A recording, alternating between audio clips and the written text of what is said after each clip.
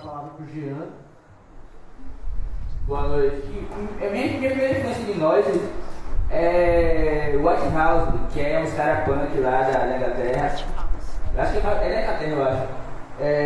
E eles fazem assim, power electronic, ruído branco daquele do inferno. Eu não conhecia assim muita coisa brasileira. Aí a partir de Max, desse contato, o Antônio Trauma, aí eu vi assim aquela capa estranha assim. Porque as capas são bem.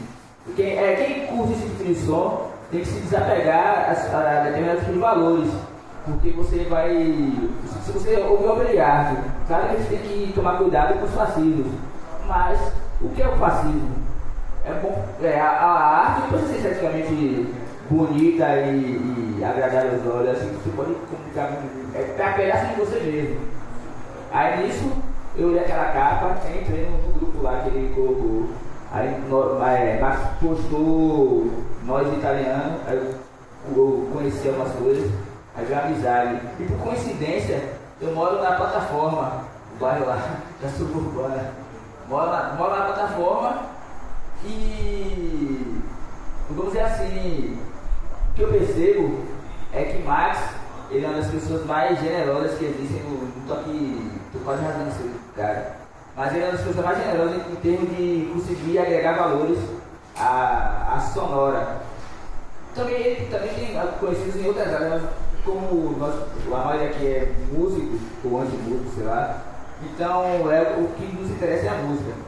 Então o Max ele consegue juntar pessoas das mais diversas ideologias e, sei lá, estéticas, sonoras. Então o catálogo dele é impressionante porque tem uma diversidade e nessa coisa de você querer mostrar seu material, aí você mostra aquele material assim meio com ele. Max ele direciona as pessoas, ele meio que dá os primeiros passos de como você faz uma produção. Aí nesse site que eu consegui fazer o meu selo e usar mais ou menos, eu clono mais ou menos a ética de internet de Max. Agora eu reduzo, porque ele me ensinou assim, no início você faz umas 3 postagens por dia. Isso é suicídio, porque vai ter um momento que todo mundo vai te banir, o chato tá chegando. Sabe? Então, toda essa minha fala, ela tem uma coisa assim por trás que é uma ética de como você se porta naquele espaço ali virtual. Porque todo mundo descobriu que ali somos nós, é nosso pensamento. Então, ninguém fica encoberto de nenhum tipo de será tentativa. Não gosto de falar muito disso porque eu não quero seguir caga-regra. Porque a coisa é muito complicada você lidar com a arte do outro, a subjetividade que está ali e todo um capital simbólico que envolve toda uma troca. E porque você na internet você não faz nada, principalmente nesse rolê de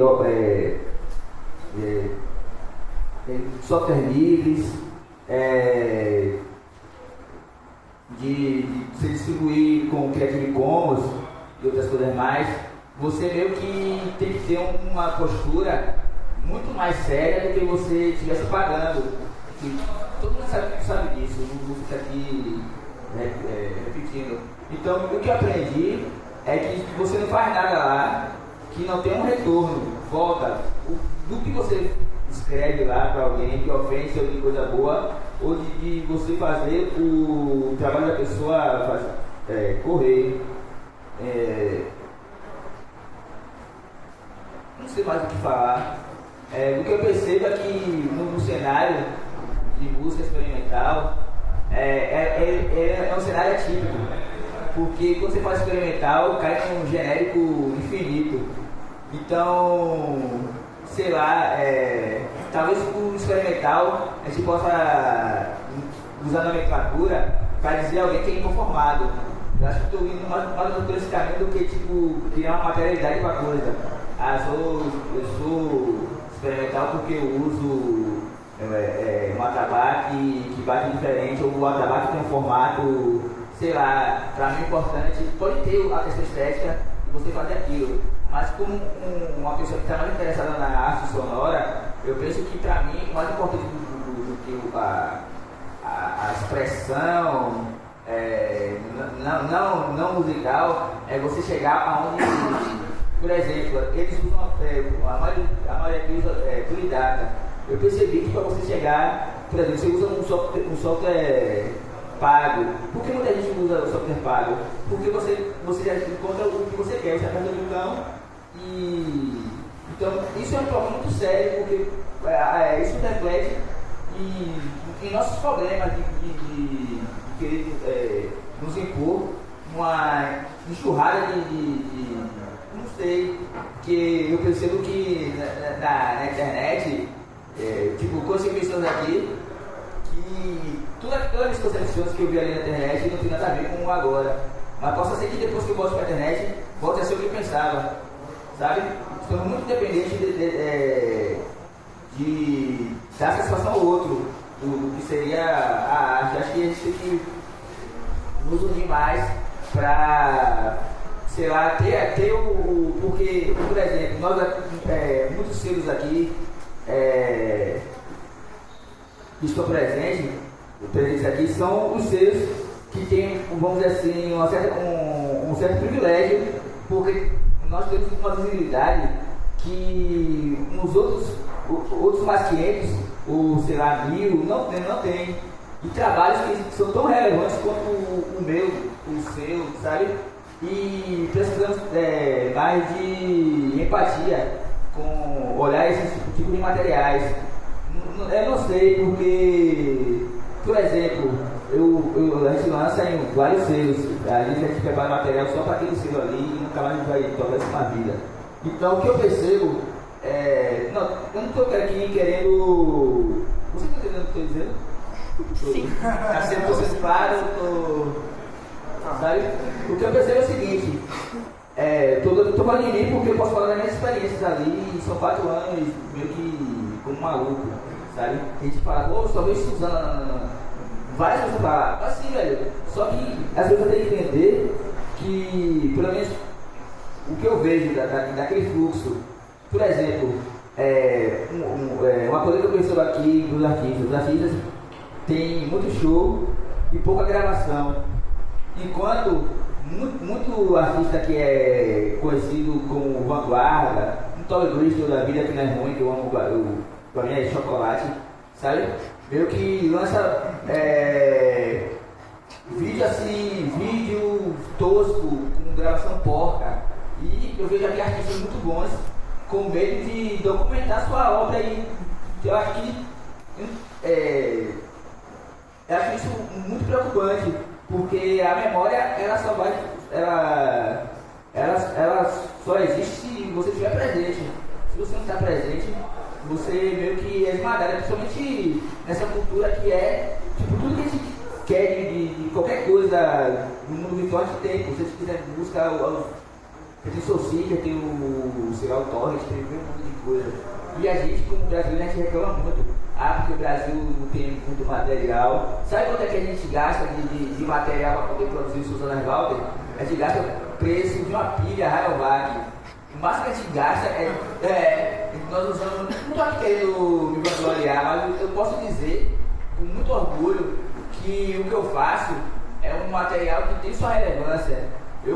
Pelo menos para mim, quando eu boto escuta ali, eu fico no meu hedonismo. Eu tenho o direito de ser hedonista por uma parada que eu subo, que não é ninguém que me dá dinheiro, que ninguém que vai me ver tocar. Então, mas tudo bem, tudo isso tem que ter um limite, meio que para não magoar as pessoas que estão ao seu redor. Porque, sei lá, é muito fácil eu chegar aqui e ficar dizendo que, apesar que eu gosto muito de ficar dizendo que artista não se achar, ou anti-artista, apesar que eu não me acho artista no sentido, eu me sinto como os caras do Kraftwerk diz, operário do som, porque sei lá, eu acabo de tocar, quando eu tenho matéria de Gil, eu toco e vou pra casa andando de buzu, sabe? Aí solto com meus computadores, guardo de madrugada na rua, piscando, sabe? Então, mas não quer dizer, isso não é o que eu vou dizer pra vocês, um troféu de nada. acho que o mais importante é você estar fazendo e assistir, porque a gente vive uma sociedade que as coisas acabam muito rápido, sabe? Daqui a pouco não é mais música experimental, sei lá, música sei lá, binaural, depois a moda agora é anarco-primitivismo, sei lá, é tudo só palavra, pô. Palavra não morre. Acho que só isso, né?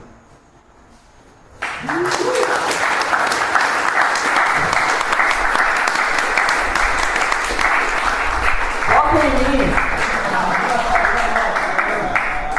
Rapidinho, deixa eu só pra terminar. Eu queria agradecer a... Eu sempre falo isso quando a gente termina de tocar. Plataforma Records, Pork Record, tanto que descobri que o rapaz gosta de o cara é um bolsominion, infelizmente, mas eu gosto muito. É um menino, sei lá, velho.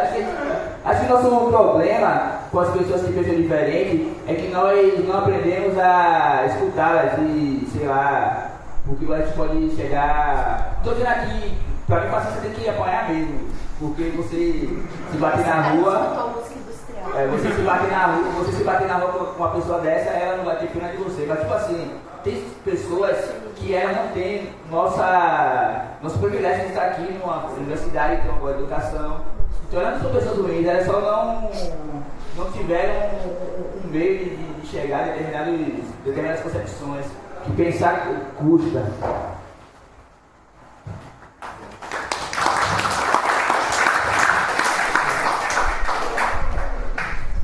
Passar a palavra para o Luciano.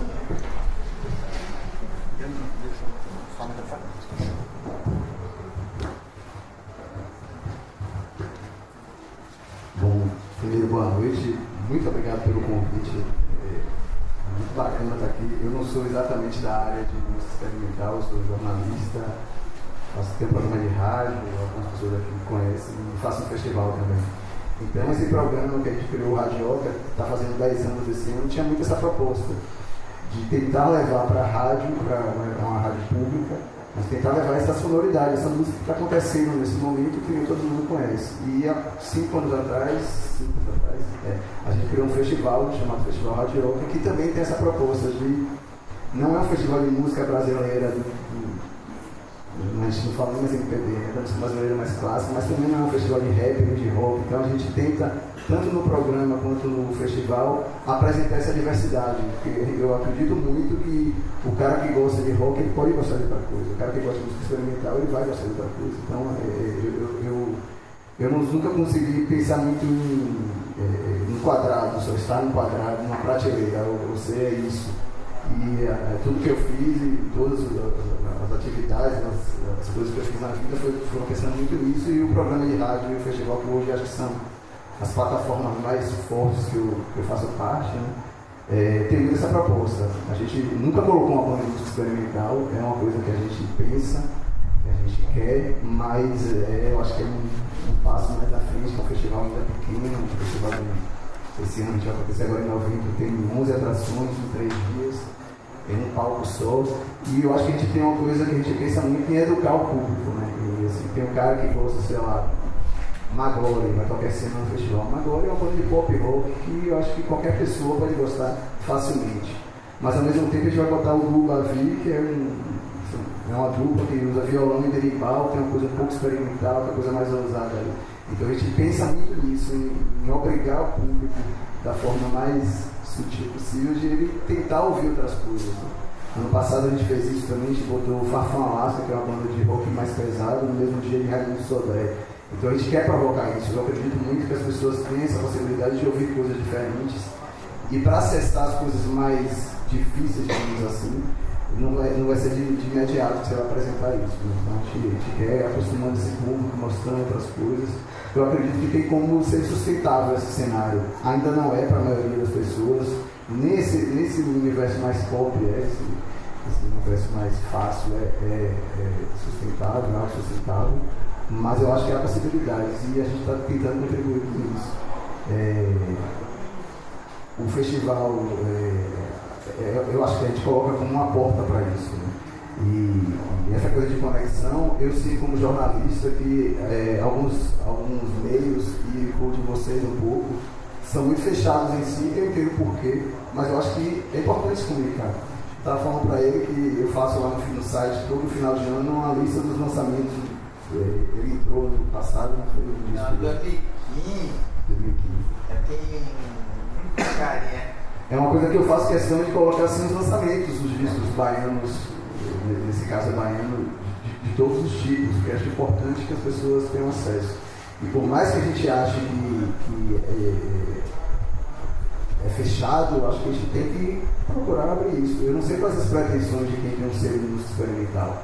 Se é viver da música, se os artistas se é viver daquela música, ou se aquilo é só um hobby. Eu acredito que tenha de tudo, mas eu acho que tem que abrir as portas, né? Eu acho que a gente, esses canais que às vezes não são exatamente experimental, mas também não são do mainstream, não são da música mais óbvia, são poucos, cada vez mais raros. Eu acho que aí é outro problema que a internet causou, que você estava falando de MySpace. Eu acho que a gente vive hoje, quando surgiu a internet era uma coisa de assim, acabou os intermediários, todo mundo vai ser intermediário, todo mundo vai ser, mas hoje a gente vive um problema que a internet foi dominada, né? Então tem poucos controlando, voltando ao que era antes, né? A gente não tem as gravadoras, mas a gente tem o Spotify, tem poucas pessoas, poucos grupos dominando o acesso da música da maioria.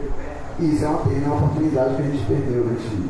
Eu acho que a gente já perdeu. Eu acho que a internet não vai ser mais o que era de abrir caminhos, né?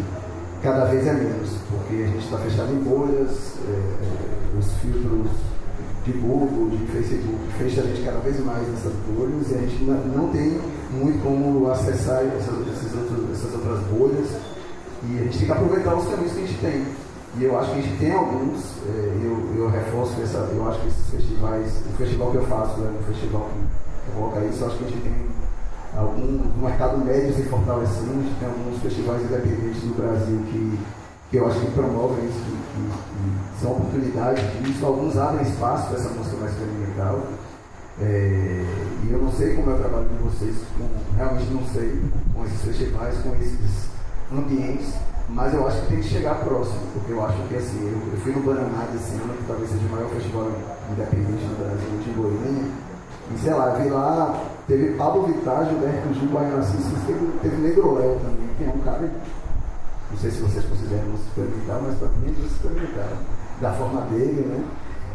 Assustando muita gente. Eu vi assim, minha mulher falou, vai, não vou ver se o não saiu. Mas é importante, né? Eu acho que quanto mais você está dialogando, mostrando isso e ocupando esses espaços, você vai dialogar. Então não pode, eu acho, em minha opinião, eu acho que quanto mais você se fecha, menos você tem a oportunidade de chegar a mais pessoas. Eu acho que a realidade de Salvador, eu falo sempre isso, assim, eu cansei de ouvir gente falar, Salvador não tem nada para fazer. E no meu site eu faço uma agenda há alguns anos e assim, hoje ninguém tem coragem de dizer isso para mim, que Salvador não tem nada para fazer. Tudo bem, se você quer ser um cara que só vai ouvir música indie ou não sei o que, tudo bem, você não vai ter um ambiente propício aqui, mas você tem que ir para outro lugar. Mas a gente tem um cenário diverso acontecendo aqui e eu acho que quem tem esses produtos, essas bandas, esses projetos, tem que apresentar. Acho que tem espaços para se ocupar. Eu acho que tem público e potencial. Eu sempre falo que Salvador tem um problema, falta muita coisa em Salvador, falta muito dinheiro em Salvador, a gente tem uma realidade muito complicada, mas ao mesmo tempo é uma cidade com muito potencial. Eu acho que tem muita coisa, muito espaço a ser ocupado, né?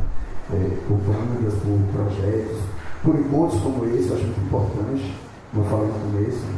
A gente está promovendo lá no festival, a gente sempre promoveu algumas atividades, extra shows. Esse ano a gente está promovendo até primeiramente nem divulgou isso ainda. A gente sente que falta esse diálogo, né, entre casas, festivais, artistas, produtores. A gente está promovendo isso, a gente quer impulsionar esse diálogo porque existe um público e esse público às vezes não vai, às vezes prefere ficar bebendo cerveja e não entra nem no show mais óbvio, imagina nos shows mais complicados, nos shows mais difíceis de se chegar, de se acessar. Então eu acho que há caminhos e eu acho que a gente precisa manter esse diálogo, a gente precisa dialogar com quem está ali do lado, seja do ambiente mesmo, seja irmão, não precisa ser o ser exatamente, mas o ser experimental, mas com outros ambientes. Eu acho que os espaços estão abertos para isso. Eu acho que minha experiência de algum tempo, não me considerando um cara lá tão experiente assim, apesar das barbas, né? Eu tento contribuir com isso. E eu sinto mesmo que eu não recebo muito material de música experimental, por exemplo. Eu acho que tem problema aí. Não que eu seja alguém, né? Mas se eu tenho um site independente, um programa independente, não chega até mim, eu acho que está faltando um diálogo aí. Eu acredito que seja assim na maioria dos ambientes. E claro que eu tento correr atrás, eu tento ouvir o máximo de coisas, mas a gente tem ao mesmo tempo uma produção infinita de coisas, e muita gente produzindo coisas. Eu acho que faltam filtros também, né? Eu acho que faltam outras pessoas escrevendo, outros programas de rádio, outros filtros. E os selos, eu acho que tem esse papel fundamental. O selo é um filtro, né? Ele está dizendo, aqui tem esse tipo de som, a gente acredita nisso, essa sonoridade que você vai ouvir, tem um carimbo ali, eu acho importantíssimo. Isso ajuda, eu acho que a quem não é tanto do meio entender, né? Eu acho fundamental. Mas resumindo, eu acho que falta muito isso, essas relações, né? Essas conexões, e que eu me sinto muito fora. E eu acho uma pena eu me sentir fora em alguns ambientes, assim. Eu já tive muito mais contato com música experimental por alguns amigos nesse começo de internet, por exemplo, mas que hoje eu tenho muito menos. Eu conheço alguns daqui, mas de fora, por exemplo, conheço um pouco. Chegam de fora da Bahia, chega muito pouco.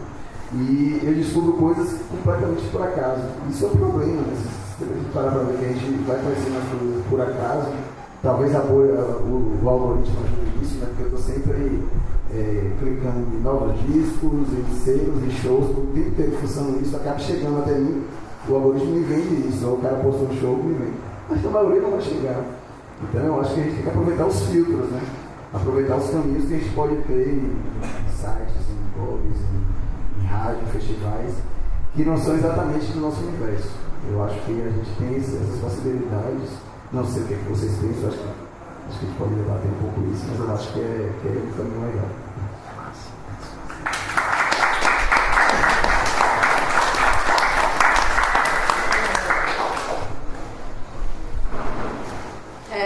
Sou Sandra Cássia. Vou começar apresentando a Seminal Records para vocês, o seu do qual eu faço parte. Depois eu vou costurando isso num relato mais pessoal, eu acho que fica mais fácil. A Seminal nasceu em 2014 e eu não sou uma membro fundadora do selo, eu entrei em 2015, um ano depois. Eu acho legal comentar isso, como a gente estava falando de feminismo hoje, era um selo com a participação de 5 homens na época, e eu acho que a minha introdução no selo foi justamente uma tentativa de abranger e colocar uma presença feminina, uma representante feminina no selo. E acho que isso foi, sim, algo importante para o selo quando teve essa inserção, até porque eu tenho um background bem diferente dos meus colegas de selo. O selo começou com Henrique Ual, Alexandre Fenerich, Matias Pulli, Marcos Scarassati e o Jean-Pierre Cardoso Carron, que é o meu companheiro atualmente.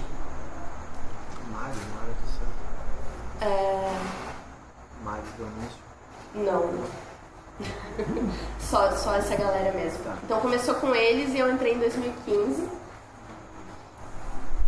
Eu acho que, como traduzir o interesse estético do selo, ele abrange música experimental na sua abrangência, que às vezes acaba sendo um pouco banalizada também, mas a gente contempla música experimental, mas muito voltado para música de ruído, a música estranha, a música bizarra. Há uma convergência também com o mundo acadêmico, com a música de vanguarda, com a música eletroacústica.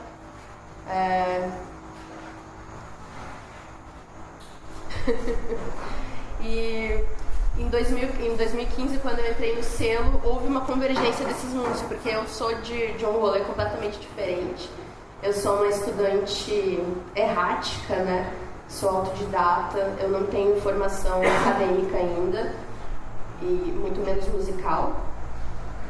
Acho que é válido falar também que eu não toco nenhum instrumento, funciona inteiramente de forma eletrônica. E quando eu entrei para o selo foi muito interessante para mim, porque foi uma forma de pensar Porque quando a gente está produzindo música, quando você está fazendo música daquele jeito subjetivo, sublimado pela arte, às vezes você não nota que estar presente no mundo, estar presente numa cena é política. Eu acho que quando você tem um selo, quando você participa de um coletivo, você consegue movimentar essas coisas de uma forma mais realizadora. Então foi muito importante para mim entrar pro selo. Eu tive que aprender a lidar com as pessoas, a como pensar no meu posicionamento como artista e como interagir com pessoas diferentes e como agregar alguma coisa, né? E o selo foi tomando ele nasceu de uma necessidade de escoamento. Eu posso falar por mim, mas pelos membros que eu conheço, eu acho que havia uma necessidade de escoamento, uma forma mais pessoal de escoar o trabalho da cena. Então, a nossa curadoria acaba sendo... A gente aceita submissão, nós também trabalhamos com convites, a gente às vezes convida as pessoas, faz um disco pra gente, por favor.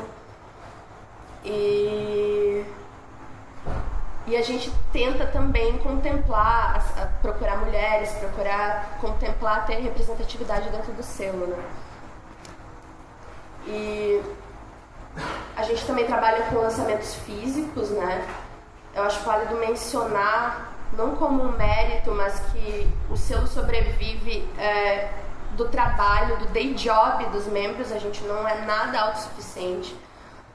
A gente sofre muito prejuízo, a gente gasta muito dinheiro.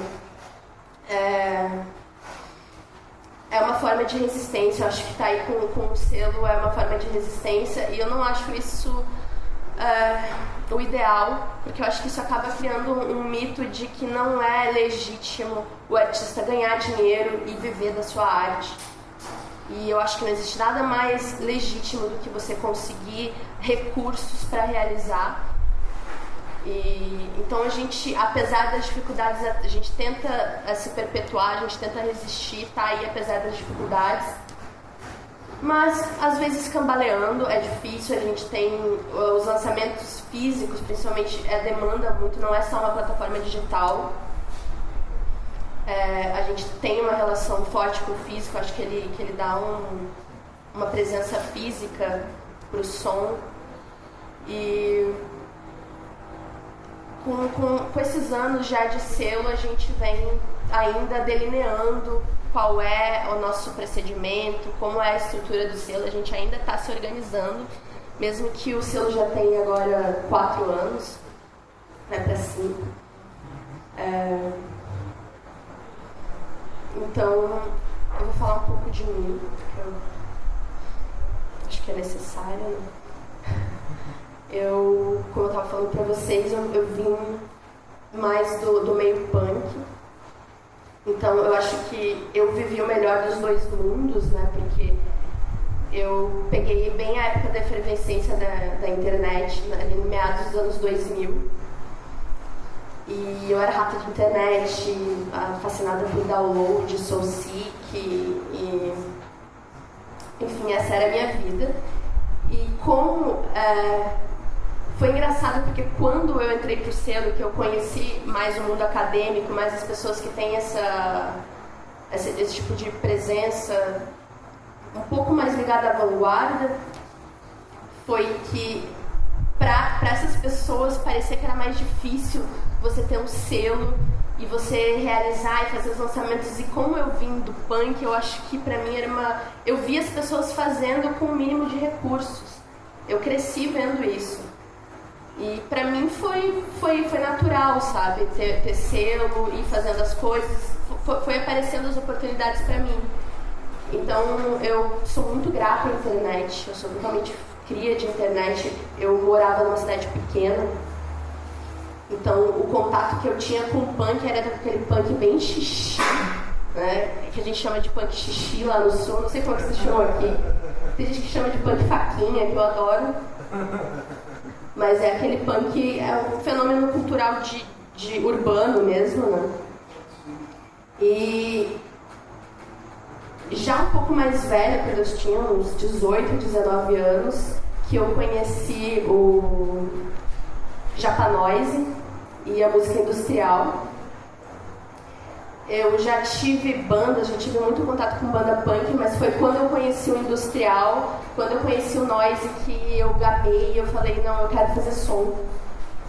E na mesma época tudo convergiu para eu fazer, porque eu conheci pessoas que estavam fazendo isso e isso me encorajou muito. Eu pude ter essa proximidade de ver que não era que realizar pode ser difícil, mas também é um ato de resistir, é necessário.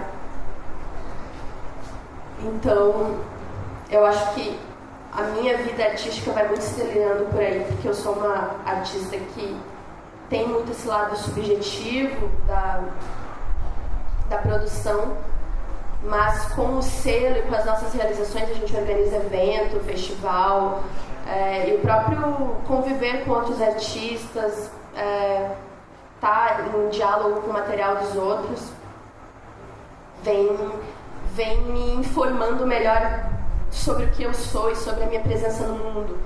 Então foi uma coisa que eu estou aprendendo ainda, que é recente para mim. Então eu tenho essa proximidade, né, com o punk, com o do it yourself. Então acho que quando eu entrei para o selo eu trouxe um pouco dessa característica e também recebi uma informação mais refletida, que vem do mundo acadêmico. Então eu vivi essas duas coisas. Eu vivi a cena que me falava, não, você vai lá e faça você mesmo.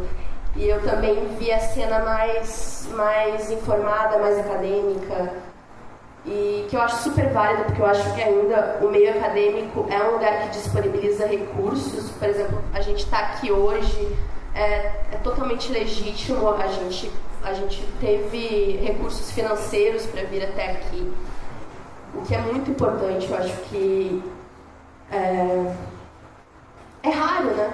Eu acho que foram poucas vezes, dá para contar nos dedos de uma mão, às vezes que eu fui paga para participar de alguma coisa. Então acho que é muito importante. Obrigada por estarem realizando isso agora. Parabéns. Eu não sei mais o que falar, gente. Vocês vão abrir para pergunta? Aliás, eu Sim. tenho... Sim.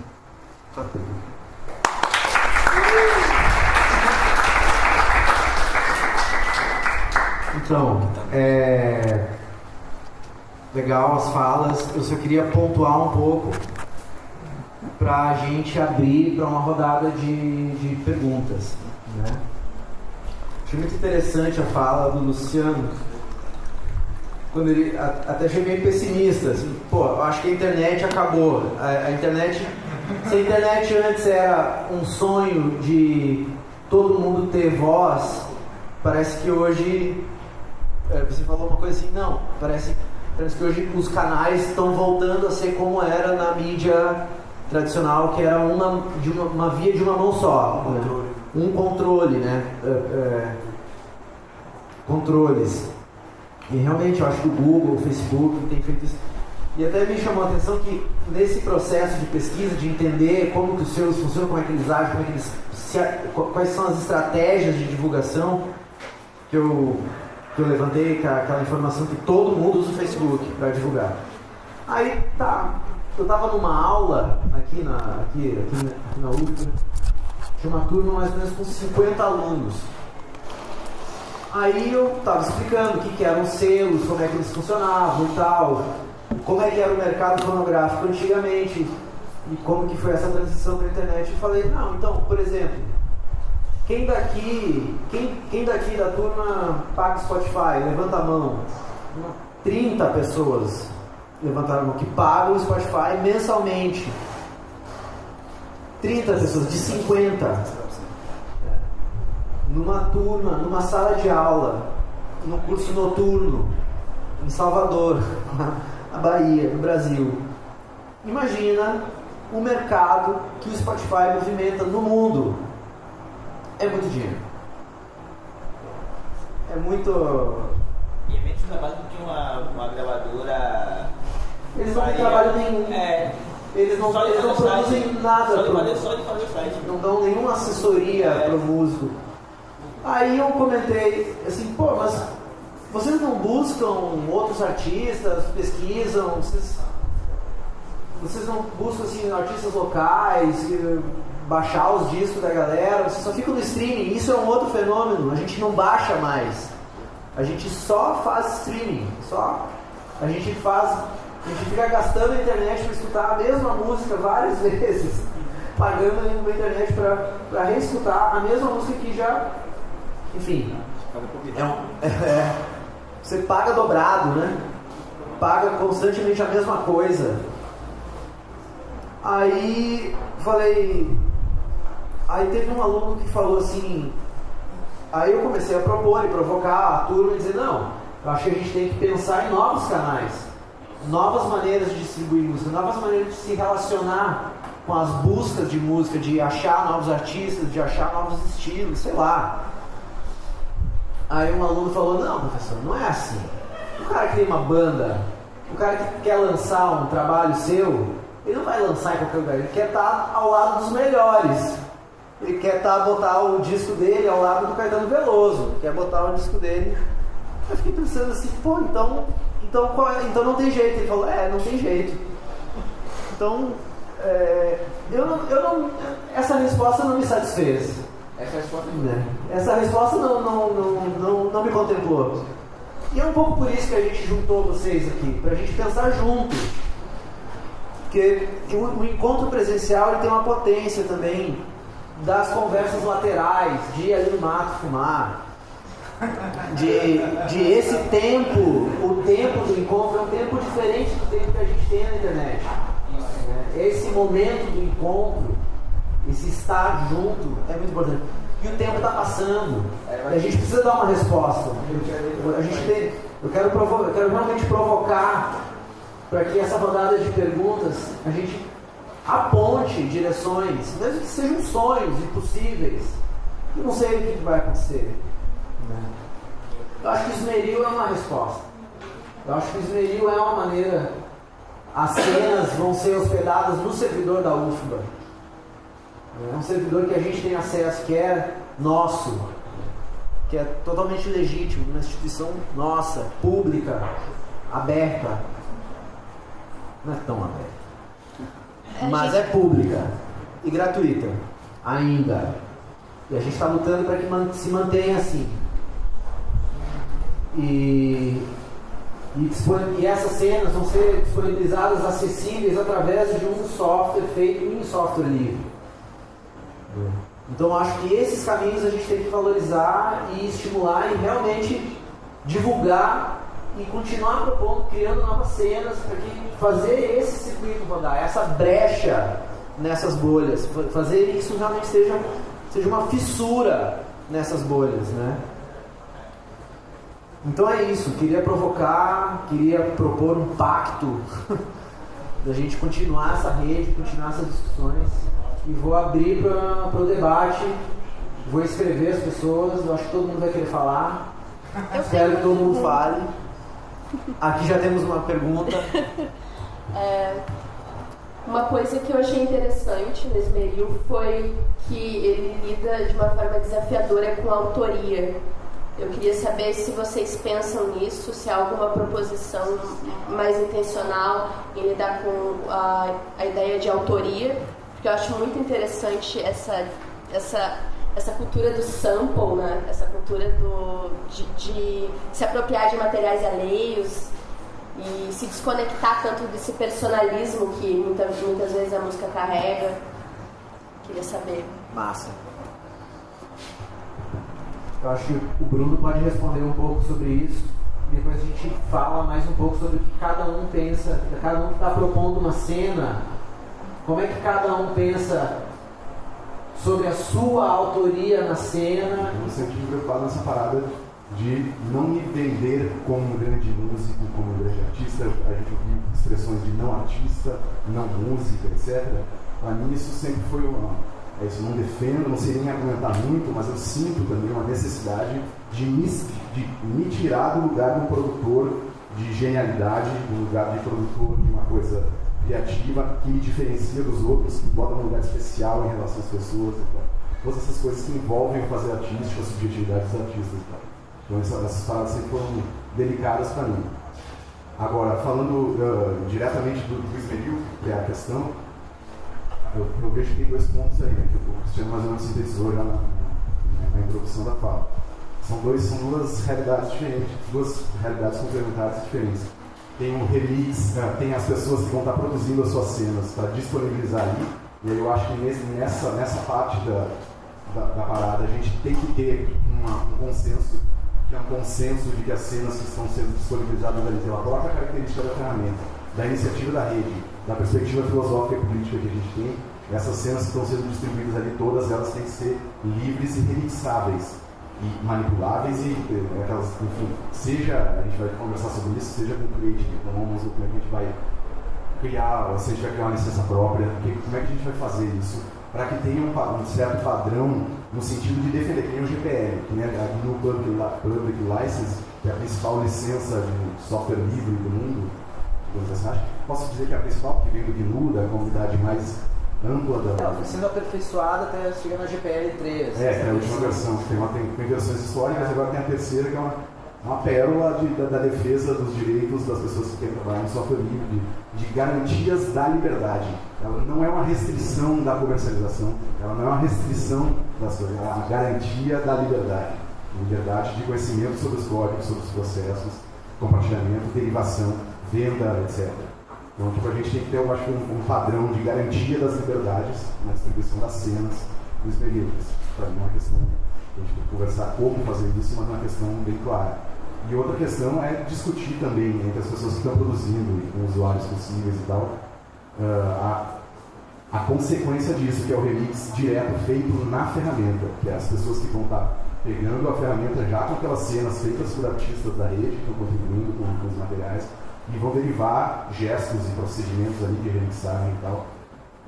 Quais são os direitos que essas pessoas vão ter sobre esses materiais que elas estão produzindo, como referenciar esses materiais de onde eles vieram, e para dar algum crédito, porque a GPL, a garantia que ela estabelece é que você pode fazer qualquer coisa, desde que toda a linha de código feita por alguém seja sempre disponibilizada com o nome de todas as pessoas que escreveram todas as linhas de código. Então, tipo assim, a gente tem que falar sobre as pessoas, para dar visibilidade real para as pessoas, a gente precisa falar das pessoas, a gente precisa saber quem são, etc. Senão a gente também entra no remix freestyle, que é legal para mim, eu fiz a vida inteira, eu uso material sem dar satisfação para ninguém, todo mundo aqui faz isso, mas é uma questão de uma ética da citação, que é uma parada que vem também muito da academia também, e que é uma questão ética, é uma garantia, que é só isso que sobra, na verdade. A honra e a ética, no meio da tragédia humanitária que a gente vive historicamente, sempre foi assim, né? A humanidade sempre foi uma tragédia humanitária decorrente com fluxos de vida resistindo ali, sempre foi. A opressão sempre teve ali, sempre vai se vivendo, a gente tem que resistir. Tá? Mas enfim, a gente tem que discutir esses 2 pontos do direito autoral nesse processo. Então, assim, a minha perspectiva individual, só para resumir, é radical, absoluta. Por mim, a gente fica com licença arte livre, que é quase um domínio público, só preserva a identidade. É um padrão de licença que existe, é um grupo de pessoas que discutem produção artística, créditos dos autores, etc., todas essas questões. Da perspectiva do libertarianismo, da distribuição horizontal, da mesma perspectiva do software livre, que a galera tem uma licença de arte livre. Essa licença a gente pode discutir se é esse caminho, se a gente criar outro, se tem a ver com alguma coisa. Eu acho que a gente tem que ser radical nessa liberdade. A gente tem que... Eu não sei até que ponto isso entra em embate mortal, destrutivo, com a noção de que a gente precisa se financiar também, que a gente precisa... Mas eu não sei se tem uma dicotomia no paralelo. Eu acho que não é exatamente essa questão. A gente precisa enxergar da onde vêm os recursos nos próximos tempos, porque os recursos para fazer as coisas vêm de lugares diferentes ao longo do tempo para possibilitar essa humanidade que existe. Por exemplo, aqui esse encontro é um processo que depende da universidade e depende do mecanismo de Estado todo, que é um evento financiado com dinheiro público através de lei de incentivo, que a gente participa dos projetos, disputando publicamente acesso a um recurso do Estado para a sociedade civil executar aquele recurso. A gente está fazendo o trabalho do Estado, que é um lugar legítimo, a gente está se empoderando dos processos. mas é só desse lugar, até onde eu sei, nos últimos anos, é só dessa esfera do financiamento público de cultura, por exemplo, que vem as condições da gente estar existindo, da gente estar aqui agora. Dessa vez, isso que está acontecendo até agora é diretamente relacionado a isso. Enfim, a gente em diálogo lá em casa, eu, Cristiano e Tainá veio com essa inspiração de encontrar, usar o dinheiro público de projetos para encontrar as pessoas, como isso aqui que a gente está fazendo, era a coisa mais importante que a gente teria para propor. E eu concordo plenamente que é a coisa mais importante que a gente teria para fazer agora, nesse projeto. Foi fantástico tudo que aconteceu. Então, tipo, mas é tudo edital. Sacou? Se acabar o edital amanhã, a gente fica desmamado de novo nesse processo. Tipo assim, desmamado, fica ruim, porque parece essa coisa de mamar na lei Rouanet. Perdão pela expressão. Enfim. Mas a gente precisa discutir, porque a realidade pragmática da produção artística no Brasil, talvez mais na Bahia, por conta de que teve uma Secretaria de Cultura forte, etc., com o Márcio e tal, e depois disso, a descentralização cultural, enfim, o fenômeno que aconteceu na Bahia, e um pouco no Brasil inteiro, com o Ministério, com o Gil, com o Juca e tal, foi o que nos alimentou e passou a ser a única coisa. Passou a ser a única coisa. A gente sabe disso, todo mundo sabe, a gente tenta as iniciativas individuais, as iniciativas individuais, pontuais, vou produzir o meu rolê, a minha festa, não sei o quê. Todo mundo se bate pra caralho, todo mundo aqui já fez isso, todo mundo já se quebrou, todo mundo já gastou dinheiro, todo mundo já... Saca? A gente sabe que não é isso que tem pagado as nossas vidas. Eu tenho trabalhado, vivido nos últimos anos, quando eu optei por não seguir uma carreira acadêmica como eu poderia ter feito, eventualmente, ou vou voltar a fazer. Eu optei por estar fora da academia, para estar produzindo música, software, conhecimento e tal, dando aula, etc., fora da academia. Mas, assim, quem paga minhas contas são só os editais nos últimos anos. Eu não... Saca? Todos os projetos importantes que têm me feito sobreviver nos últimos anos vieram de edital. Então, tipo assim, ou a gente vai se desesperar e quebrar a porra toda se começarem a acabar esses mecanismos de financiamento, ou o que a gente vai fazer. Eu acho que a gente precisa chegar nos diálogos, precisa chegar nos espaços. Eu acredito plenamente que tudo que a gente faz, como o Jean falou, tem que ter visibilidade. As coisas que acontecem nesse rolê são coisas foda para caralho, como você fala. Então, tipo assim, eu tô com o Jean, tô com o Cristiano, tô com todos e todas. O Zonato. Hoje, em algum momento do dia aqui das atividades, eu pensei uma coisa e estava pensando o que eu gostaria de dizer para todo mundo que está participando do evento em algum momento, e eu não sabia que momento ia ser esse, e esse teu comentário, Bruno, a respeito da Lei Rouanet, me deu, disparou que talvez esse fosse um bom momento para fazer isso. Mas quando tu diz assim, se acabarem os editais, o problema é que assim, os editais podem até acabar, mas acho que não é o caso dos editais acabarem. O caso é o seguinte, mesmo que os editais acabem, o recurso não acaba. E não se pense que os editais que financiam a cultura, se eles acabarem, o que vai acontecer é que esse recurso vai ser deslocado para outro lugar. E a gente sabe historicamente o que acontece. Então, quando a gente pensa nesses mecanismos, e aí chegando no ponto que eu queria falar, logo depois eu e a Isabel, a gente convive com 3 adolescentes, os 2 filhos dela e a minha filha, e logo depois do primeiro turno da eleição, os 2 mais velhos, principalmente, que têm 16 e 15 anos, estavam assim meio apavorados, tipo, a gente nunca imaginou que tal coisa fosse possível, a gente nunca, sabe? Eles viveram num país onde isso não parecia ser possível, assim, né? E eles estavam assim, muito perturbados, pessoalmente, assim, pensando, como é que vai ser assim a minha vida a partir de agora? Tem fila já de pergunta, eu posso fazer outra? E aí a gente chamou eles para conversar e tal, eu falei uma coisa, disse, bom, a atitude que a gente já vem tendo que ter de algum tempo e vai ter que ter daqui para frente é uma atitude de defender um modo de vida. E o que a gente está fazendo aqui nesse encontro é defender um modo de vida. Nosso modo de vida aqui como produtores de alguma coisa que a gente entra num tipo de acordo meio precário, chamado de muito experimental, até para evitar o trabalhão que vai ser tentar dar um nome para agrupar o que cada pessoa que A faz... cor do meio precário foi muito bom, velho. A gente chama de música experimental e é uma coisa precária, porque na verdade não é a música, não é o tipo de música. A gente vai ver agora nos shows aqui que vão ter amanhã e sábado uma pequena amostra de vão ser coisas muito diferentes. Dependendo de quem subir no palco, a gente pode esperar coisas muito diferentes, esteticamente muito diferentes e que talvez não tenham necessariamente um ponto comum. Agora, o modo de vida como produtor de arte e que eu acredito muito na sinceridade do que todas as pessoas que estão aqui fazem isso, então significa também um modo de vida cotidiana, dia a dia, no que a gente acredita, o que a gente acorda de manhã e pensa, o que a gente acha que está certo, o que acha que não está na vida.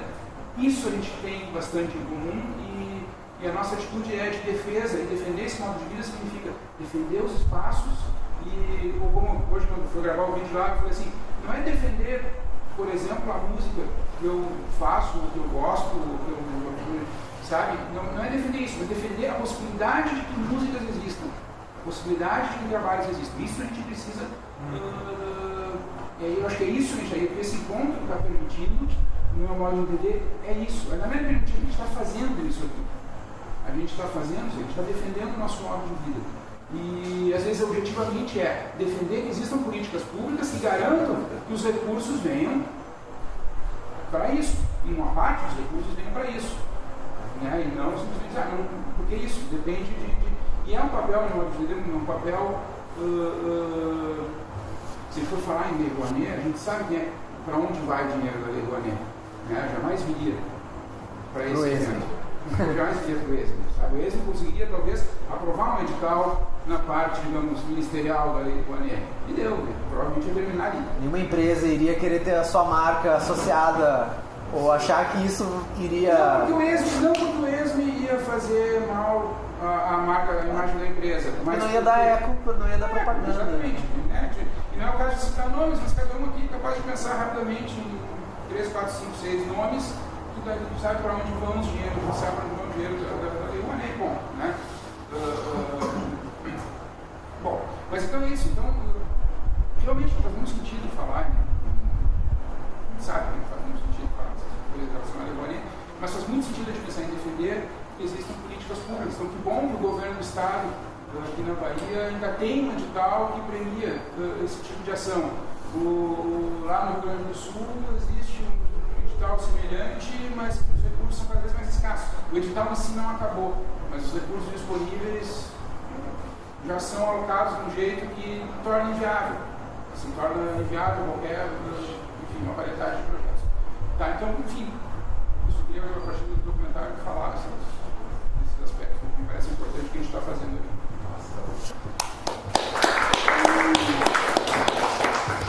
Agora, a Sananda falar. Eu vou fazer uma pergunta para o Alex. Ele tocou num assunto que para mim é bem sensível. Como eu mencionei com vocês antes, eu fui punk. Meu primeiro contato e vivência cultural foi com o movimento punk.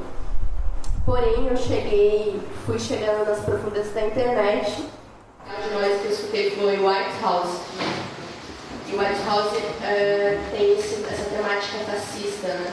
Então eu queria perguntar para ele exatamente como ele lida com essa estética e como você acha que isso se insere no mundo? Qual é a sua opinião sobre essas bandas que têm essa temática fascista? Jean, desculpa.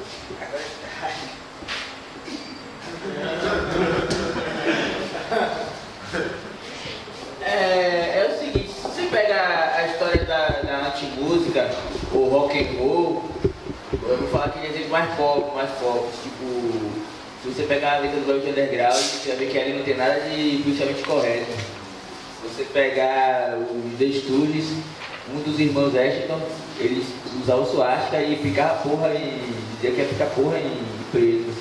Didi Allen, que é um símbolo. Tô falando um cara de gringo, né, velho? Só gringo nessa porra.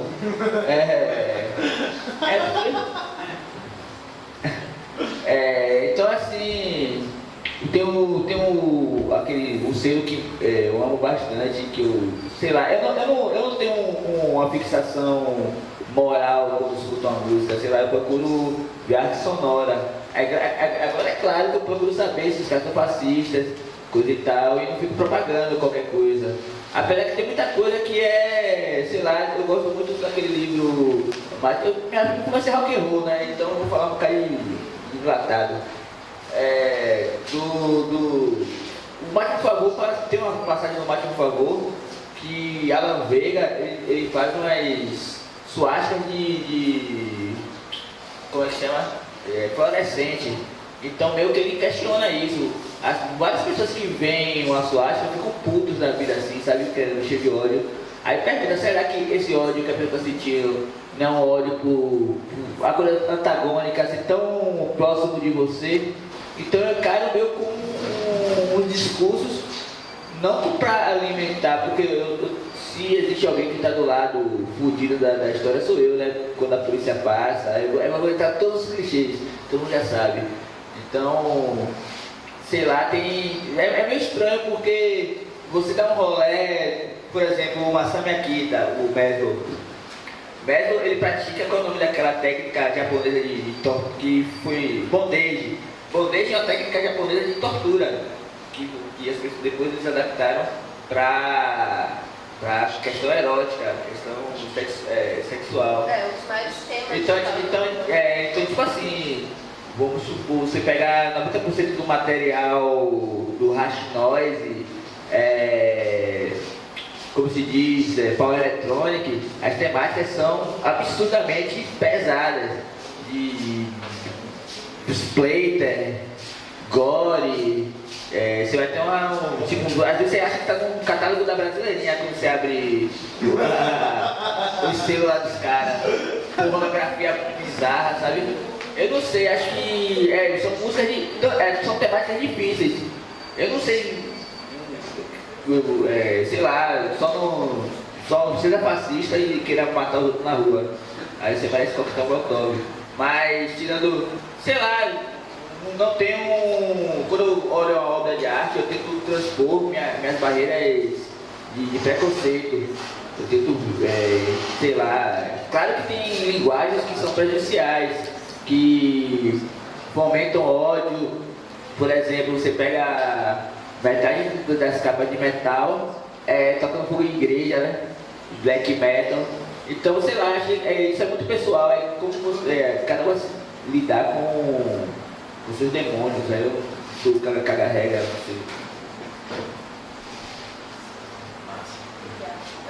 Yuri. É só uma colocação rápida que era uma coisa que ficava matando sobre o que o Bruno o Zanato, uma coisa que o Zanato falou, você falou aí na verdade, que é o quanto para mim é muito pouco possível pensar na estrutura de rede de ser, redes colaborativas, sem pensar na rede de circuito. Porque nós estávamos falando, deu na cabeça que estava assim, que pensando rapidamente, uma boa parte das pessoas que estão aqui que não tem selo, não serem com uma estrutura fechada em si. Eles organizam festivais, elas mantêm espaços, elas organizam encontros, etc, etc. E fico pensando nisso, no que a Zanata colocou, e do que Sanana estava falando, né? Você nem pensa dentro do circuito, pensando no circuito dentro do campo da arte, que é uma estrutura de disposições que a gente tem que lidar, que já estão ali colocadas, que a gente tem que se colocar adiante, é sempre uma disputa por espaço, né? Espaços físicos ou espaços simbólicos. Né? Você parece que a Isabel está falando hoje, seja de ocupar espaços, de reconhecer privilégios que você tem dentro desses espaços, de tornar a coisa um pouco mais aberta. Assim, para que esse modo de existência, essa condição de existência, de precariedade, que é coisa que atravessa a congregação de realidade de cada um, acho que até possa se converter também numa espécie de fortalecimento desse laço de apoio mútuo, que eu acho que é isso que faz o sentido disso é que está existindo, desse centro de isolamento, para além disso aqui, ou para além dos festivais maiores, né, nesse trabalho de formiguinha que tem lá em Porto Alegre, tem no Rio, tem aqui em Salvador, tem lá em Recife, tem Fortaleza, etc, etc. Essas coisas existem por causa disso, são coisas feitas por aficionados e para aficionados que importam as coisas. Então acho que era só um comentário breve em cima disso. Assim. do quanto é possível a gente tornar a coisa dentro da precariedade um pouco mais respirável em todos os sentidos. Assim. Fala um pouco aí do que vocês fazem lá no Recife. Eu sou de Recife, eu mantenho os Transocupações. Ele é um selo, é uma organização também, ele existe desde 2010. Começou a ser gestado lá por 2008, mas oficialmente em 2010. Através do selo, eu organizei alguns ciclos de apresentações. Organizo também um festival chamado Rumor, Ciclo de Arte Sonora e Música Experimental. É um vídeo mensal, uma apresentação, performance, instalações, o que é que seja, dentro desse escopo de artes sônicas, arte sonora, música experimental, etc. Organizo também um programa de residência e seminário junto com o Cainão, que está sentada, que é chama de lugares sonoros, onde é que a gente pode estabelecer um ponto de trânsito lá aqui, fortalecer esse tipo de trânsito aqui no Nordeste também, então, que seja performativo, mas também do que você não está falando, a gente estava conversando mais cedo, dessa distância de formação e autoformação. A gente precisa também desse trabalho reflexivo para que a gente possa construir discursos sobre nossas próprias práticas. É que a gente fique sempre pautando nossas práticas por discursos alheios, alheios em muitos sentidos, alheios de realidade, alheios de expectativa, alheios de horizonte, que a gente possa se fortalecer em todos os sentidos possíveis.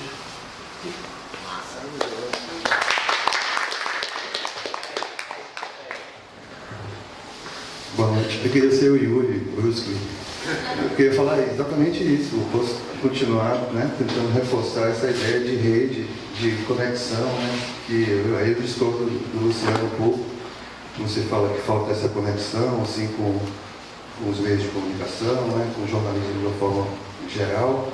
É que essa conexão já existe, está muito forte. Assim, iniciativas como essa do Estranhas Ocupações lá em Recife é um exemplo. Olha só, a partir do selo, quantos desdobramentos, quantas frentes tem, né? De seminários, residências artísticas.